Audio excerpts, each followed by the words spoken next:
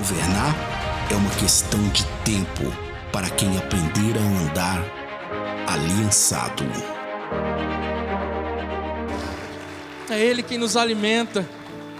Amém. Tome seu lugar. Glória ao nome do Senhor. A paz do Senhor a todos. Eu sou Paulo Ricardo, sou um dos ministros da casa. E que honra, que prazer poder estar aqui junto, né? Como igreja.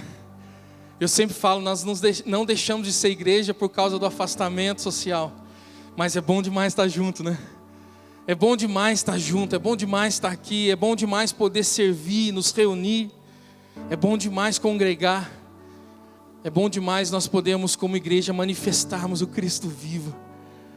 E Ele tem sustentado sim a sua vida. Ele tem sustentado em cada detalhe. Mesmo que você não sinta, mesmo que você não veja, eu afirmo isso nessa noite. Ele tem sustentado você. Ele tem sustentado as nossas vidas. Cada amanhecer, cada dia que se encerra, Ele tem cuidado de nós, amém? Eu quero louvar o Senhor pela vida do apóstolo L, nosso pai. Faz tempo já que eu não ministro. E que honra poder receber essa oportunidade sempre. É tão bom poder servir a igreja com as nossas vidas. É tão bom servir a igreja com tudo que nós somos, né? Esse é a melhor maneira de servir, é quando a gente entrega tudo que nós somos. E eu louvo a Deus pela vida do apóstolo L, que tem nos impulsionado como filho sempre. Deus abençoe sua vida, apóstolo. Mandar um abraço também para a Cíntia, minha esposa, né? Não posso perder essa oportunidade. Deus abençoe, meu amor, te amo. Irmãos, abra já a sua Bíblia em Lucas. Nós vamos iniciar lendo o texto no Evangelho segundo escreveu Lucas. Evangelho que Lucas escreveu. Lucas capítulo 19, versículo 8 e 9.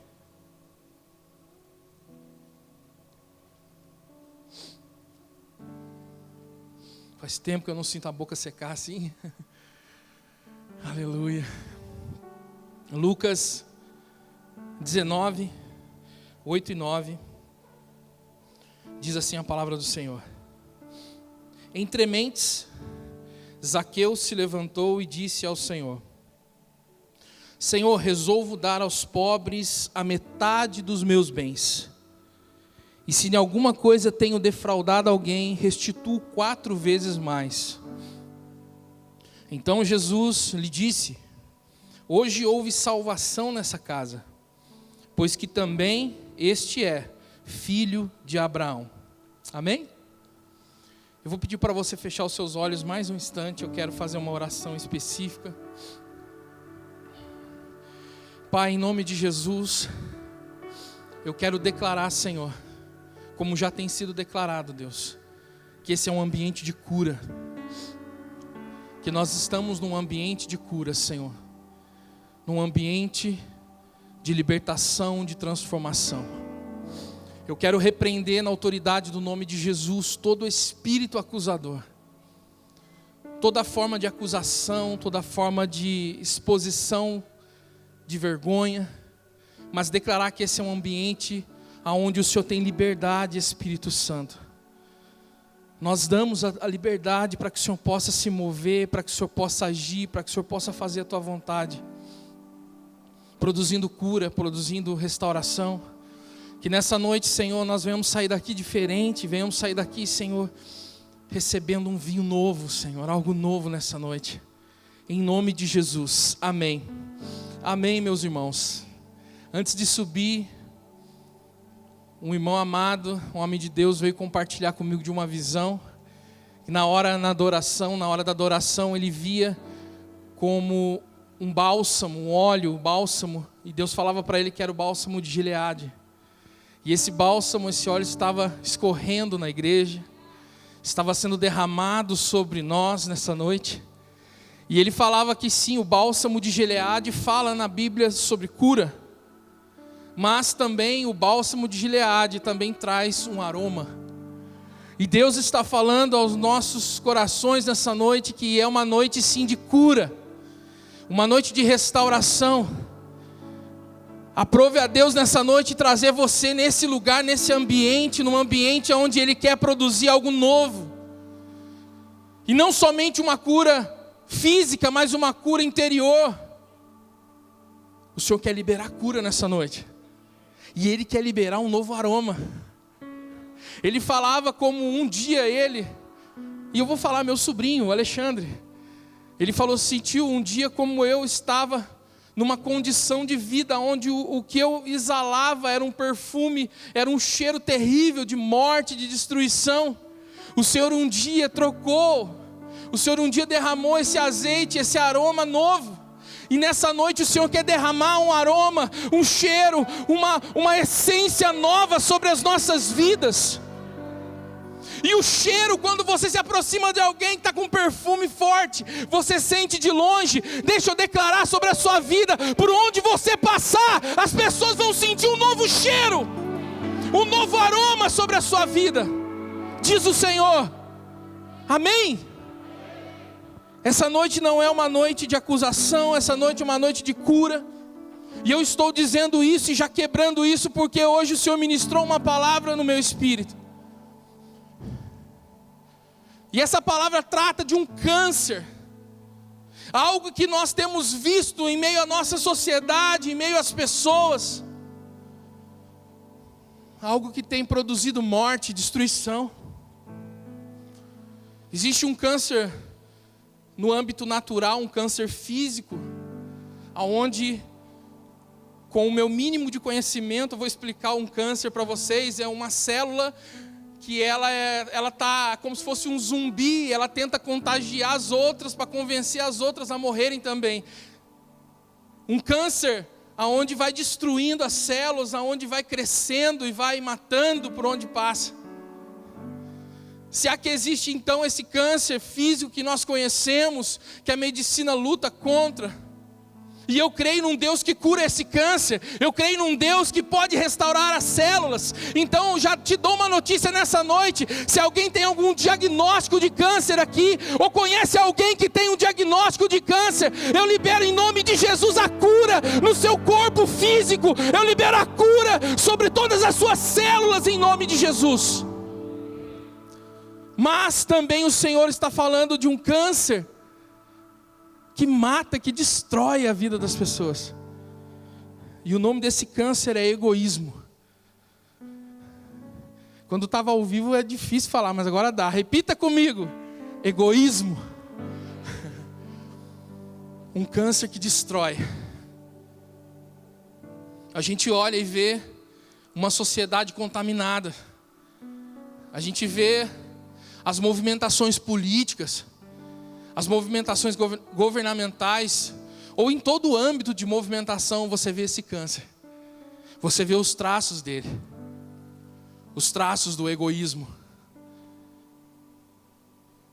Eu, lendo de forma simples sobre a palavra egoísmo, eu sei que todos conhecem, mas egoísmo é uma palavra de origem do latim ego, que significa eu, e o sufixo ismo, também do latim, ou no grego ismo, que significa formador de ação, formador de ações.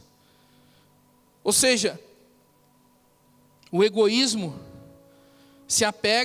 é apegado a uma forma excessiva sobre os próprios interesses e não leva em consideração os outros. Tem mais. O egoísmo é o amor exagerado aos próprios interesses, a despeito dos outros. O egoísmo é a atitude ética ou social, que parte do princípio de que o fundamento de todo pensamento ou ação é em defesa dos seus próprios interesses. Esse é o egoísmo. Esse é o câncer que eu queria falar com vocês nessa noite. E como eu já orei, não é um ambiente de acusação, não é um ambiente onde exista um juiz que vai apontar e vai dizer não. é um ambiente de cura. Pense essa noite como um hospital. Pense nessa noite como um lugar onde nós podemos ser tratados, diagnosticados, onde nós podemos receber da parte do médico dos médicos um toque sobrenatural e sermos curados.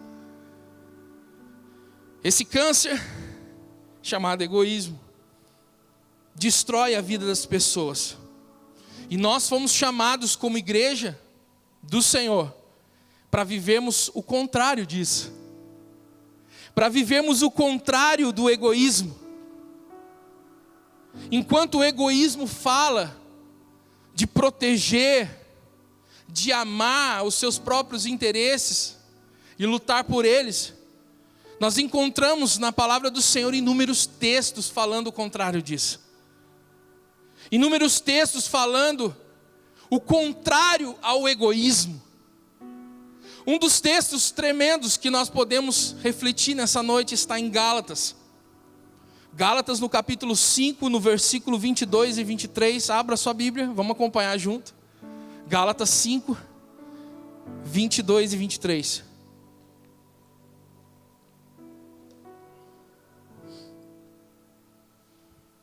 Diz o quê? Diz assim, ó. Mas, fala assim, mas o fruto do Espírito é amor, alegria, paz, longanimidade, benignidade, bondade, fidelidade, mansidão, domínio próprio. E contra essas coisas não há lei. Tremendo, né? O fruto, não os frutos, o fruto do Espírito não se trata de mim. O fruto do Espírito, que nada mais é a manifestação do caráter de Cristo. Porque o fruto do Espírito é a manifestação do caráter de Cristo em nós. E não se trata de mim. O fruto do Espírito está relacionado a outro. Porque fala de bondade, de paz, de benignidade, fidelidade, mansidão, domínio próprio. O fruto do Espírito está relacionado àquilo que eu posso gerar através de Cristo em mim, sobre a vida de alguém. E dentro desse fruto está a longanimidade. E a longanimidade, eu falei sobre o egoísmo. E deixa eu ver se eu estou bom de português. Um dos antônimos, é isso mesmo? Do egoísmo, é isso? É a longanimidade.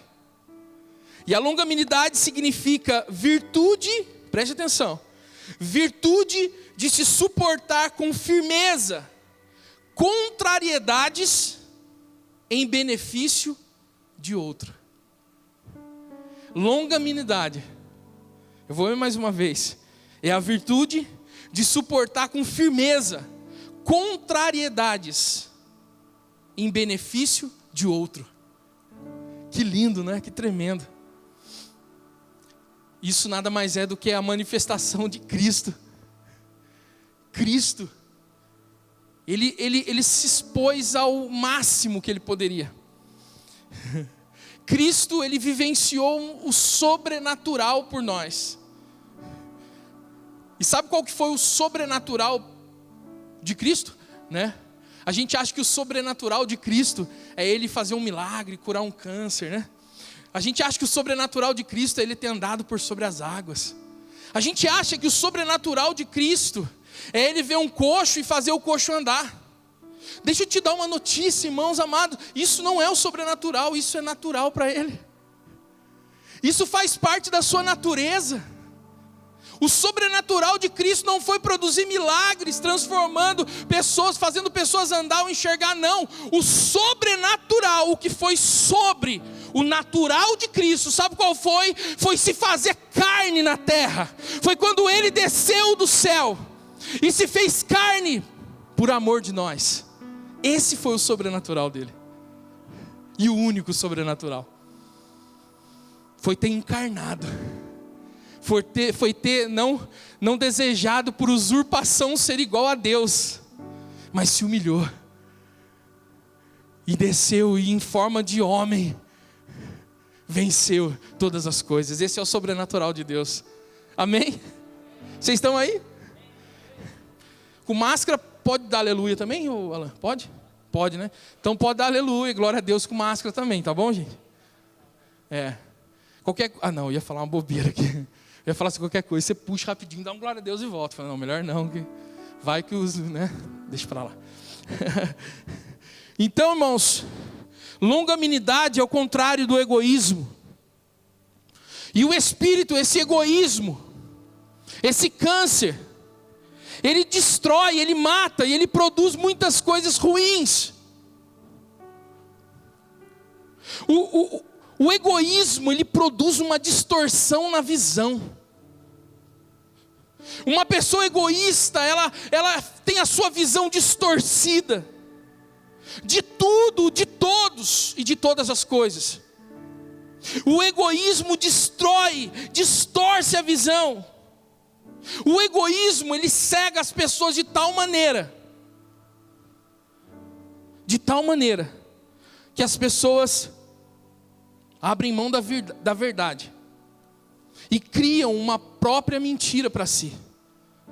O egoísmo distorce tanto a visão das pessoas que fazem com que as pessoas abram mão da verdade e que vem e cria uma mentira para si mesmo. E essa mentira toma o lugar da verdade em suas vidas. O egoísmo é tão prejudicial na vida de uma pessoa que a pessoa troca a mentira, troca a verdade pela mentira, e ela se apega à mentira de tal forma que a mentira se torna a sua verdade. E quando a mentira toma o lugar da verdade, essa pessoa, tudo que ela produz baseado nessa mentira. O egoísmo é terrível. O egoísta, ele se apega à mentira que ele mesmo criou. Sabe para quê? Para alimentar os seus próprios interesses. Porque essa mentira que é gerada pelo egoísmo, ela produz, sabe o quê? Uma sensação de que está tudo bem. Uma sensação de que tudo está no seu devido lugar. E é óbvio para algumas pessoas que estão do lado de fora olhar para um egoísta e falar, caramba, eu não acredito que essa pessoa está vivendo isso. Mas ela está totalmente agarrada numa mentira cega. Tem uma história bíblica interessante de um cara chamado Jefté. Uma história um pouco tanto contraditória para os estudiosos e teólogos. Eu não vou entrar nesse mérito, mas a história conta desse cara Jefté, e eu vou resumir bem rápido, que teve muitos problemas na sua vida. Ele era fruto de um adultério, um filho bastardo, um fruto de um adultério, e foi expulso da casa do seu pai, da sua família, da sua terra, da sua nação, e ficou vagando, abandonado. Em um determinado ponto da sua vida, ele teve a oportunidade de voltar, mas não voltar da mesma forma. Ele teve a oportunidade de voltar de uma forma diferente. Ele teve a oportunidade de se reerguer, de mostrar para as pessoas. Isso aí, irmãos, acontece muito na vida das pessoas. Quanto mais as pessoas se machucam, se frustram, parece que cresce dentro delas um desejo de mostrar para as pessoas que ela é capaz, que ela superou. Cresce dentro das pessoas feridas, machucadas, traumatizadas pelas pancadas da vida. Cresce dentro dessas pessoas um sentimento de querer provar alguma coisa para alguém. E de fato eles querem mesmo provar. E a primeira pessoa que eles querem provar alguma coisa é para eles mesmos. Porque se eles provam para eles mesmos que eles são superiores a tudo isso, eles conseguem se superar diante das outras pessoas. E esse cara tinha a oportunidade de provar que ele era o cara. E em determinado momento de uma guerra ele faz um voto. E o voto que ele faz é de entregar como um holocausto diante do Senhor. Se ele vencesse a guerra, a primeira coisa que viesse ao encontro dele na sua casa. E o cara tinha uma filha só. E a história diz que quando ele chegou, ele teve de encontro a sua filha. E a Bíblia diz que ele cumpriu o seu voto. Nesse ponto entra as contradições teológicas. Alguns acreditam que ele matou a própria filha num altar. Outros acreditam que ele somente dedicou ela ao celibato e ao serviço no templo. Mas eu não vou entrar nisso. Eu só quero dizer para vocês uma coisa: o quanto o nosso egoísmo tem afetado a vida das pessoas. O quanto o desejo que muitas vezes você tem de provar alguma coisa para alguém tem ferido pessoas ao seu redor. O quanto de repente o desejo descontrolado que você tem de aceitação, de chegar em algum lugar, ou de ter que mostrar para alguém que você chegou lá. O quanto esse desejo desenfreado e egoísta tem machucado pessoas ao seu redor. O quanto esse desejo tem feito com que pessoas ao seu lado morram. Pessoas ao seu lado percam a sua vida. Porque é isso que o egoísmo faz. O egoísmo projeta um lugar como se fosse uma linha de chegada. E você tem que chegar lá. Você tem que estar nesse lugar. Se você não estiver nesse lugar, nada mais importa. O egoísta, se ele não alcançar esse lugar que ele idealizou, nada mais importa. Por isso muitos passam por cima dos seus filhos, passa por cima do seu casamento, passa por cima das pessoas, passa por cima de tudo para chegar nesse lugar. Essa história mostra que esse cara, de uma forma ou de outra,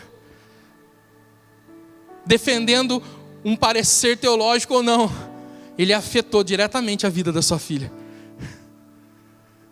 Se assim ele o matou, ele acabou com a vida dela. Se assim ele a dedicou ao celibato, será que esses eram os planos dela? Será que os planos dela era passar a vida inteira sendo uma virgem? Ou será que os planos dela é ser morta pelo próprio pai? Isso não importa agora, mas o que eu quero te trazer a reflexão é de que o quanto os seus objetivos pessoais têm afetado as pessoas.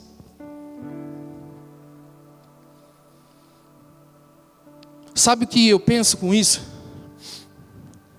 Aos olhos de uma pessoa egoísta, as pessoas ao redor estão bem. Sabe por quê? Porque ela está se sentindo bem. Uma pessoa egoísta, uma pessoa tomada por esse câncer, não consegue ter a sensibilidade e a percepção para olhar ao redor.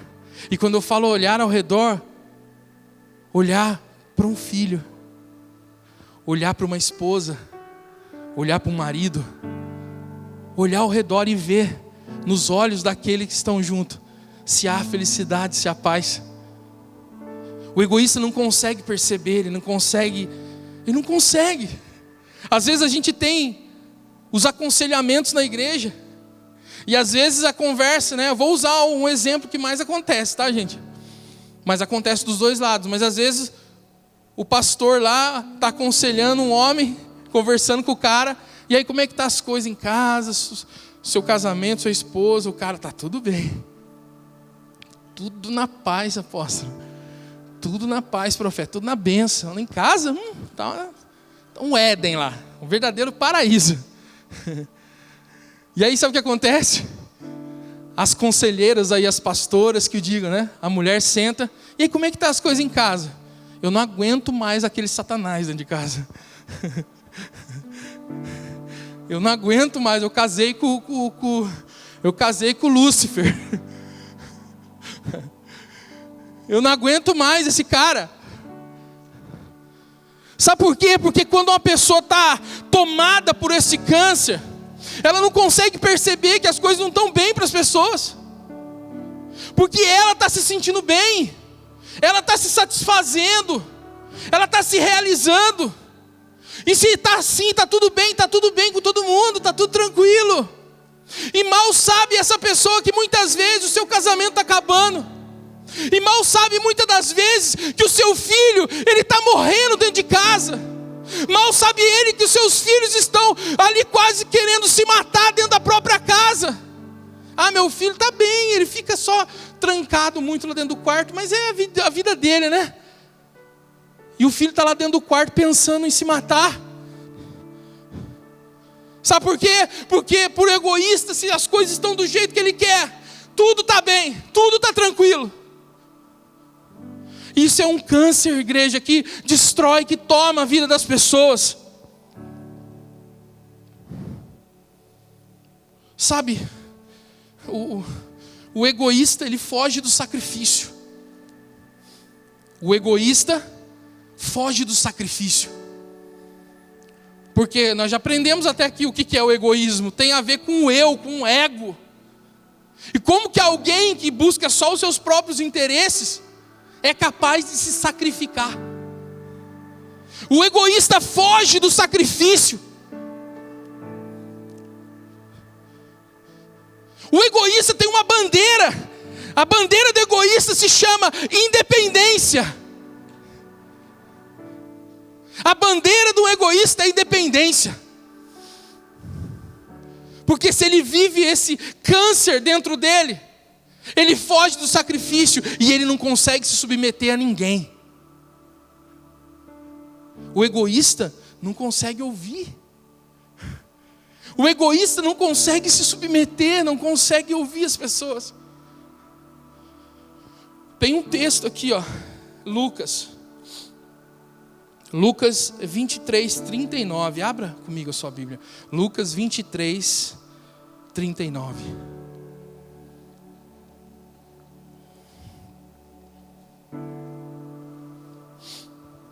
Lucas 23, 39.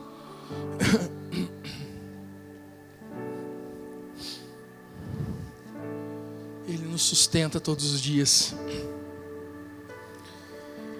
Só o Senhor pode todas as coisas nas nossas vidas, Pai. Só o Senhor produz cura, Senhor, aonde a medicina não chega. Só o Senhor pode tocar no mais íntimo dos homens, Senhor. Está escrito, a Tua palavra é mais penetrante do que espada de 2 gumes. Em Lucas 23, 39 diz: um dos malfeitores crucificados blasfemava contra ele, dizendo: não és tu o Cristo? Salva-te a ti mesmo e a nós também. Eu vou ler mais uma vez. Um dos malfeitores crucificados blasfemava contra ele, dizendo: não és tu o Cristo? Salva-te a ti mesmo e a nós também. Isso aqui é um exemplo, né? O cara estava na cruz, não porque ele quis ir para a cruz, diferente do Rei dos Reis, né? Porque o Rei dos Reis, ele foi para a cruz por desejo próprio. Ele foi para a cruz para se entregar. Já esse malfeitor aí, ele não foi porque ele quis. Porque o egoísta, ele não vai para a cruz. O egoísta não quer saber de sacrifício. O egoísta não quer saber de obediência. E ele dizia e blasfemava: olha, você não é o cara, você não é o Cristo, você não é o Messias prometido, o Cristo, o ungido. Não é esse que você é, você não é esse cara. Então salva-te a ti mesmo. E não acaba aqui, né? E salva nós também. Porque o egoísta, ele sempre vai querer estar fugindo da cruz. É interessante isso, irmão. Sabe por quê? Porque muitas das vezes, algumas circunstâncias na nossa vida são situações que o Senhor está nos dando a oportunidade de ir para a cruz. É isso mesmo. Tem coisas na sua vida que não é o Satanás que está se levantando, não é o diabo, não. São oportunidades de você falar assim: não, eu vou para a cruz. Porque ir para a cruz forçadamente é só com os malfeitores. Nós não fomos chamados para ir para a cruz de forma forçada. Se você está indo para a cruz ainda forçado, meu irmão, reveja o seu evangelho. Deus está dando oportunidades de ir para a cruz todos os dias. Todos os dias.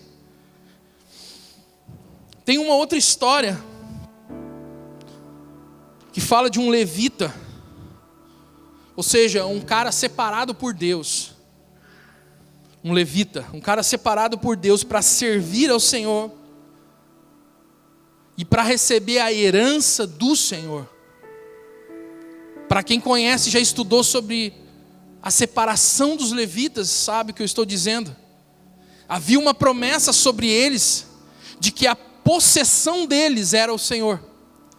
E era o Senhor que as providenciava, o Senhor que cuidava deles e todas as coisas. E esse levita, a história desse cara, primeiro que você olha o texto, está dizendo assim: havia um levita que estava procurando um lugar aonde ele tivesse mais comodidade. Ou seja, ele estava procurando um lugar sossegado para ele. Ele estava procurando um lugar onde ele pudesse se estabelecer. Ele já estava indo contra aquilo que ele aprendeu de ser levita. E ele caminhando, procurando esse lugar, como muitas pessoas às vezes vivem a sua vida assim, procurando um lugar de acomodação, procurando um lugar de comodidade, um lugar que satisfaça os meus anseios e os meus interesses. E esse cara estava andando assim, procurando esse lugar. E deixa eu te dizer uma coisa: todo egoísta que é egoísta acha o lugar. Todo egoísta que só pensa em si e quer ter sucesso na vida, deixa eu fazer aqui, sucesso na vida, ele acha. Quando o cara é egoísta e o cara quer ser rico, ter muito dinheiro, ter bens, ter posse, e o cara vive uma vida assim, ele pode perder tudo, ele pode perder casamento, filhos, mas ele alcança esse lugar. Ele vai chegar lá, né? Se você quer chegar lá, seja um egoísta, você vai chegar lá. E é um tamanho engano, né? Porque as pessoas olham para as pessoas de sucesso e falam: caramba, olha esse cara, olha onde ele chegou, olha só onde ele está, olha, ele está em todas as mídias sociais agora. Esse levita, ele queria isso, e aí ele estava procurando. Aí ele chega num lugar, e ele chega na casa de um cara. Olha, parece ter uma coincidência, né? O cara queria um lugar para ficar, um lugar que fosse cômodo para ele, que satisfazesse os seus interesses. E ele bate na porta de quem? Ele bate na porta de Mica. Repita comigo: Mica.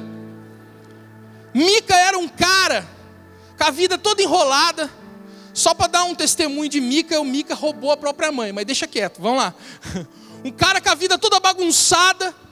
E Mica era religioso. E Mica tinha na sua casa ídolos. Mica tinha na sua casa ídolos, esculturas de idolatria. Mica tinha na sua casa um altar de idolatria. E aonde que o levita foi bater? Na casa de quem? De Mica. E sabe qual que era o sonho de Mica? O sonho de Mica era ter um sacerdote particular. Olha só, que benção. O sonho de Mica era ter um sacerdote particular. E aí quem que bate na porta de Mica? Um levita. Um cara legítimo, que podia ser um sacerdote. Não parece coincidência? Não parece, gente? Vocês estão aí? Parece coincidência, né? Mas não é. Não é coincidência. Isso se chama armadilhas. Isso se chama, sabe o quê? Projetos do inferno. Ele bateu na casa de Mica e Mica falou: um levita. E o levita deve ter pensado: um cara rico. E aí Mica disse para ele assim: vamos fazer o seguinte. Você é levita e eu preciso de um sacerdote particular. eu vou te pagar um salário. Olha aí. Eu vou te pagar um salário para você ficar comigo. O que você acha? Eu vou te pagar um salário para você servir aqui na minha casa como sacerdote particular. E o que esse levita fez? Ficou ali. Ficou ali. Um egoísta sempre vai ser fácil de comprar. É muito fácil comprar um egoísta. O que tem movido, o que move as nossas vidas, irmãos? Eu não estou aqui como um juiz acusando ninguém. Eu estou aqui como um instrumento na mão do médico dos médicos. Quando a gente vai no médico, ele vai fazendo perguntas, ele vai buscando ali, ele vai investigando para descobrir os sintomas. E com os sintomas e com ali o resultado dos exames, ele vai identificando a enfermidade. Que nessa noite o Espírito Santo possa fazer apontamentos dentro de você. Que nessa noite o Espírito Santo do Senhor possa fazer apontamentos no seu interior. Eu já chorei bastante hoje tomando banho, porque a palavra do Senhor, ela é viva e é uma espada de 2 gumes. E eu falei: Senhor, arranca de mim todo o egoísmo, arranca da minha vida, Senhor, tudo que ainda é notório ao Teu Espírito. Um egoísta, ele pode ser facilmente comprado. O Juízes 17, onde conta essa história, eu vou ler só um versículo para você entender, para não achar que eu que estou inventando. Juízes 17:10 diz assim: então lhe disse Mica: fica comigo e sê-me por pai e sacerdote. Olha que interessante, né? Em dias onde a gente tem vivido uma distorção do que é paternidade, aonde como esse cara, esse Mica aí, muitas pessoas têm buscado paternidade por interesse. Aonde muitos aí falam: o fulano é meu pai, mas não vive uma vida de paternidade. Só vive o desejo de satisfazer os seus interesses. Hoje em dia, irmãos, infelizmente existem muitas pessoas que se movimentam dessa forma. Olha, eu quero que você seja meu pai espiritual por isso ou por aquilo. Nem sabe o que é paternidade. Mica disse para ele: olha, fica aqui comigo, sê-me por pai e sacerdote. Cada ano te darei 10 ciclos de prata, e te darei vestuário e sustento. O levita entrou, e ali ele ficou. Está vendo aí? Vocês estão aí ainda? Amém? Glória a Deus, pode dar um glória a Deus? Aleluia? Amém. O egoísta, ele sai do propósito de Deus e se acostuma com um lugar onde as coisas parecem estar tudo bem. Esse é o perigo, né? Sabe qual que é um perigo nisso? Porque, cara, para esse levita foi sucesso. Agora ele está tranquilo, ele está seguro, ele está num lugar onde ele tem um salário, né? Está assalariado, está exercendo o ministério dele, mas ele está totalmente fora do propósito de Deus. Depois você lê a continuidade dessa história aqui, que tremendo que foi. Deus manda para lá 5 homens. Repita comigo: 5. 5 homens. E esses 5 homens batem na porta de Mica, e quando vê o levita lá dentro, os 5 questionam e indagam ele: o que é que você está fazendo aqui? O que é que tem aqui? O que é que te trouxe aqui? Os 5 ministérios, irmãos, ordenados por Deus, estabelecidos por Deus, têm o poder, a capacidade de moldar a igreja, moldar os santos. Somente a igreja do Senhor, somente a manifestação dos 5 ministérios, que é a própria manifestação de Cristo, pode transformar as nossas vidas, pode nos estabelecer. Estou indo para o final já. Sabe, esse lugar de satisfação para o egoísta, ele é um lugar onde tudo pode acontecer para ele, mas ele sempre vai sentir que algo está fora do lugar. Deixa eu te dar uma notícia, esse lugar de satisfação que às vezes a nossa alma busca tanto, é vazia. Porque a única coisa que preenche as nossas vidas é o propósito eterno de Deus. A única coisa que nos satisfaz é o propósito eterno de Deus. Você e eu nascemos por um propósito. Você não veio aqui ao mundo porque a sua mãe e o seu pai decidiram ter uma relação sexual, não. Ou alguns, que vieram ao mundo por um acidente, porque a sua mãe foi estuprada ou coisas desse tipo. Não, você veio ao mundo por causa do propósito. Algumas pessoas acham que é o contrário. A hora que a criança nasce, Deus olha para o bebê e fala assim: o que eu vou fazer agora com esse bebê? Imagina Deus assim? A criança ali na maternidade, Deus olha, e agora? Tanta gente no mundo. Qual que é o propósito que eu tenho para a vida dessa criança agora? Você acha que Deus fica assim? Não, irmão. Antes da criança ser formada no ventre, Deus já tinha dado destino para ela. Foi um dia isso que ele disse para Jeremias: Jeremias, antes que você fosse formado no ventre da sua mãe, eu já te conhecia. Antes que você fosse formado na madre, eu já te constituir profeta às nações. Deixa eu te dar uma notícia, irmão amado que está aqui nessa noite. Você nasceu por causa de um propósito que já estava estabelecido dentro de Deus. E não existe nenhum lugar que você possa estar que vá trazer paz, que vai trazer alegria, que vai trazer justiça, senão no centro da vontade dEle.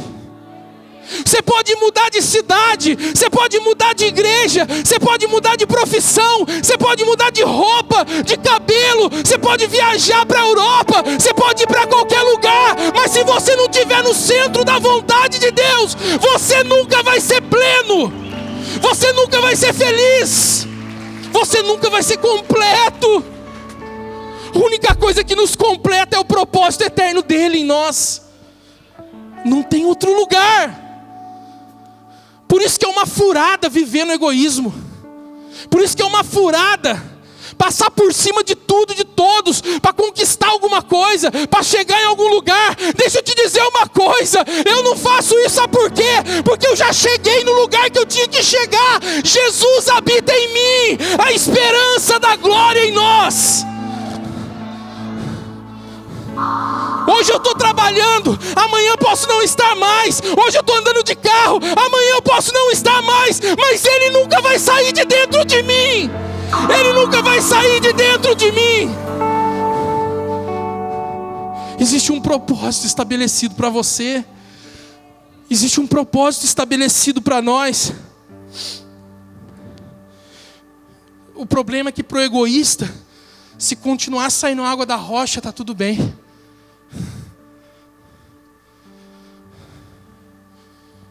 Se continuar saindo água da rocha, mas Deus falou que não era mais para bater, não importa, ainda está saindo água da rocha. Eu estou sendo abençoado. Não, mas agora a minha vida é outra, eu estou transformado, eu estou na bênção, irmão. Você pode até estar bebendo a água da rocha, mas pode estar vivendo num lugar de desaprovação. Moisés, não é mais para bater na rocha. Você tinha que ter falado para ela. Mas Deus continuou saindo água. Continua, Moisés, porque eu sou misericordioso. Existe uma vontade soberana de Deus. E existe uma vontade permissiva de Deus. Tem muita gente vivendo na vontade permissiva de Deus. E está sim recebendo bênção. Continua avançando em algumas coisas. Mas deixa eu te dizer uma coisa. Você pode estar num lugar de reprovação.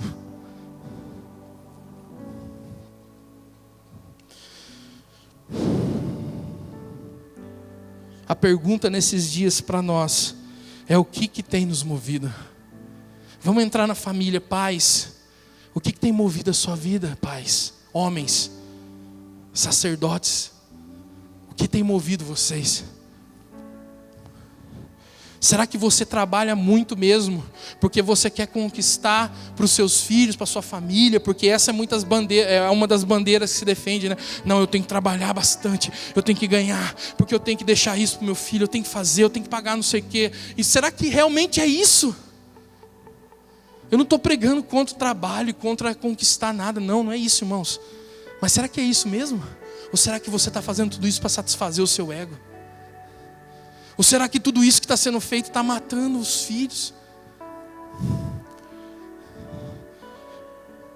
Glória a Deus.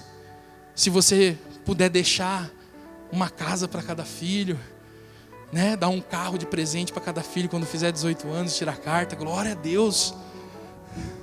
Glória a Deus por isso. Mas deixa eu te dizer uma coisa. Às vezes você está aí angustiado porque você pensa assim: eu nunca tive condições de ter nem a minha casa, meus filhos estão grandes, eu não pude pagar a faculdade, eu não tive dinheiro para comprar nem um terreninho para eles. Deixa eu te falar uma coisa: se você foi um homem de Deus, se você honrou sua esposa dentro da sua casa, você deixou para os seus filhos algo muito mais poderoso do que casa, do que carros, do que bens. Você deixou um exemplo de vida para os seus filhos. Isso é maior do que tudo.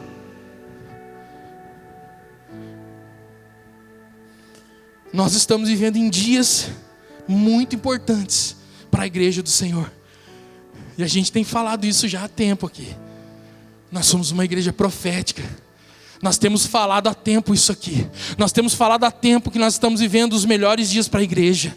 Como assim os melhores dias? Tanta coisa está acontecendo. Tá mesmo. Mas é nesse tempo que está se levantando a igreja genuína do Senhor. A igreja que transforma as gerações.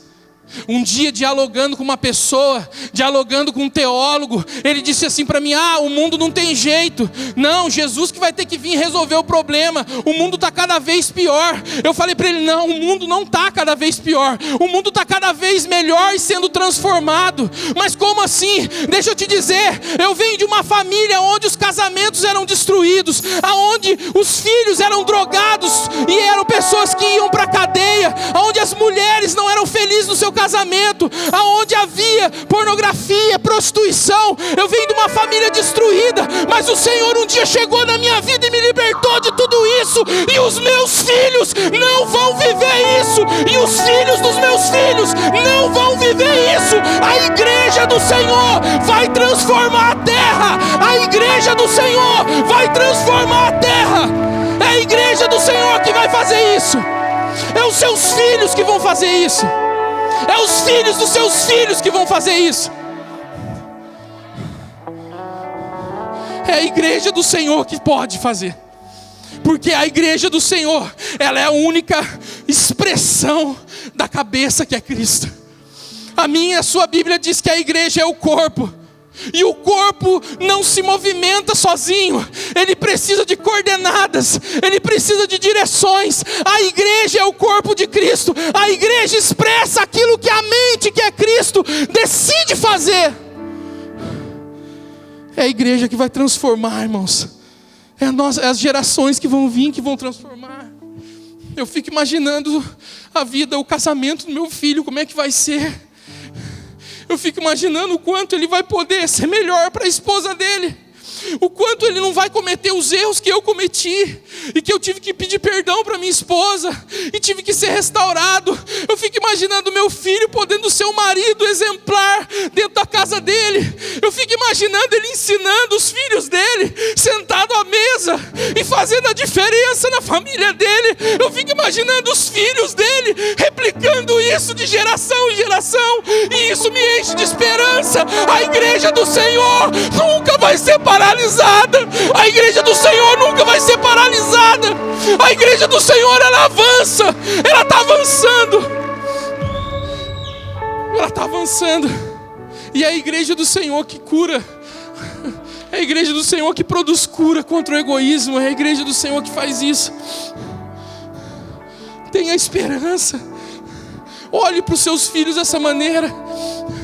Saia, deixa o Senhor te curar do egoísmo, para você ver o que pode ser produzido na vida dos seus filhos. Aleluia. 5 minutos, eu vou orar. Esse é o verdadeiro evangelho. O evangelho de negar a si mesmo. Jesus, e isso eu encerro, ele disse uma coisa, ele disse assim: aquele que quiser vir após mim, negue-se a si mesmo. Aí está o desafio. Existe uma etapa para essas coisas. Às vezes as pessoas pensam que seguir Jesus é só ir seguir. Não, eu sou seguidor de Jesus agora. Eu sigo Jesus. Eu sigo Jesus e eu estou aqui, eu sou evangélico. Presta atenção, existe uma etapa. Aquele que quiser me seguir, primeiro, negue-se a si mesmo. Negar a si mesmo é entender que tudo que ocorre nos nossos dias, como eu já disse, são oportunidades da gente levar o nosso eu para a cruz. Tem coisa que você achava que era o diabo que estava se levantando, né? Nossa, o diabo está se levantando na minha vida, irmão. Uma perseguição lá no trabalho. Nossa, o inimigo está se levantando. Não é que o diabo está se levantando, não. É Deus te dando a oportunidade de morrer mais. Negue-se a si mesmo. Porque, irmãos, de verdade, se você não conseguir negar a si mesmo, você não vai conseguir tomar a cruz e levar. Sabe por quê? Porque a cruz, diferente do que a religião nos ensinou, a cruz não é um karma. A cruz não é um problema que você tem que se acostumar, né? Porque para muitos isso é cruz. Eu já ouvi pessoas falando assim: nossa, meu marido é minha cruz. Não é a sua cruz, isso não é a sua cruz. Ah, eu tenho uma enfermidade, mas isso aqui é minha cruz. Não, enfermidade não é cruz de ninguém. A cruz não é um problema que você tem que aceitar e carregar. Não, isso não é cruz. Cruz é a capacidade que você tem voluntariamente de se entregar por alguém. Isso é cruz. Só que só pode se entregar por alguém a alguém que nega a si mesmo. Porque se você não consegue negar a si mesmo, como é que você se entrega por alguém? Como que você consegue se entregar pelo outro se você não consegue nem se negar? Nem negar as suas vontades. Irmãos, eu comecei a mensagem, vou encerrar com esse texto que eu li sobre Zaqueu.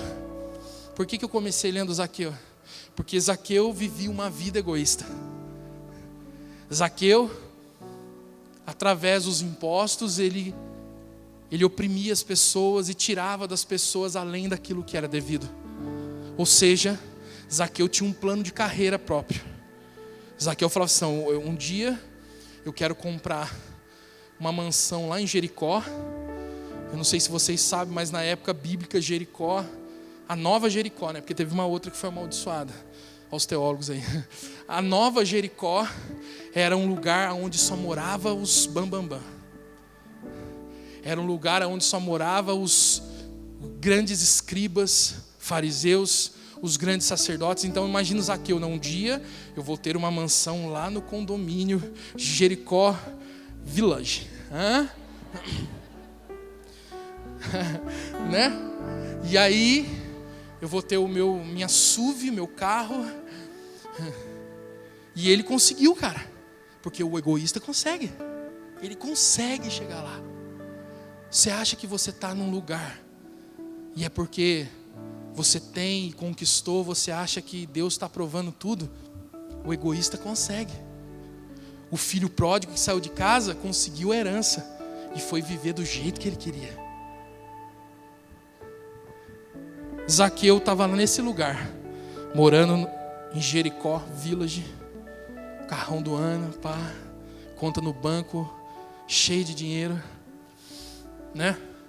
E aí, irmão, chegou num dado momento da vida dele que tudo isso não conseguia mais tampar o vazio, o buraco que ele tinha dentro. E aí, um dado dia, ele ouviu falar que Jesus estava passando. E ele passou por cima de todas as suas limitações. Não vou entrar aqui nos méritos do texto. Subiu num lugar mais alto para ver Jesus. E Jesus foi ter com ele dentro da sua casa. E quando chegou lá, a primeira coisa que ele falou: eu vou restituir as pessoas. Porque quando uma pessoa é curada, quando uma pessoa é restaurada no egoísmo, ela começa a olhar para as pessoas. Quando uma pessoa é restaurada do egoísmo, ela para de olhar para si, ela se levanta e fala: eu vou restituir isso na vida dos meus filhos. Eu vou restituir tudo que os meus filhos viram eu fazer com a mãe deles. E eles vão viver coisas maiores do que isso. Eles vão ver um pai diferente dentro de casa. Eu vou restituir 4 vezes mais. Coloque-se de pé em nome de Jesus. Hoje é uma noite de cura. Hoje é uma noite onde o Senhor quer transformar a sua vida. Feche seus olhos, eu quero orar por você. Senhor, em nome de Jesus, a tua palavra, Senhor, está escrito que o Senhor é o bálsamo de Gileade. Senhor, esse lugar não é um lugar de acusação, mas é um lugar de transformação. Esse lugar não é um lugar onde, Senhor, nós viemos aqui para sermos expostos para a vergonha, não. Mas estamos sendo, Senhor, expostos para poder sermos curados e transformados. Pai, eu declaro sobre a vida dos meus irmãos a transformação, a restauração. Eu declaro que essa palavra continua repercutindo dentro deles. Eu declaro que nessa noite alguns vão perder até o sono, mas serão transformados pelo poder da palavra. Eu declaro, Senhor, que a tua palavra como espada vai penetrar e vai fazer a transformação e vai trazer, Senhor, um novo tempo sobre as suas vidas e sobre as suas casas, em nome de Jesus. Amém, amém e amém. Aplauda ao Senhor, em nome de Jesus. Governar é uma questão de tempo para quem aprender a andar aliançado.